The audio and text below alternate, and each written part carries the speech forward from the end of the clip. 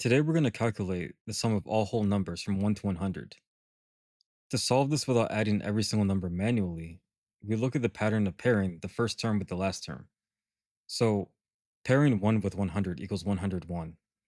Moving inward, pairing the second term, 2, with the second to last term, 99, also equals 101. The third pair, 3 and 98, also results in 101. Every extreme pair in this sequence creates an identical sum of 101. Now we need to determine how many of these pairs exist in a sequence of 100 numbers. Dividing the total count of 100 numbers by 2 gives us exactly 50 pairs.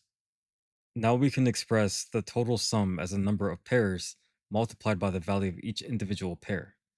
This matches a standard arithmetic series summation formula. Our calculation updates to 50 multiplied by 101. So now all we have to do is perform the final multiplication step to complete the problem.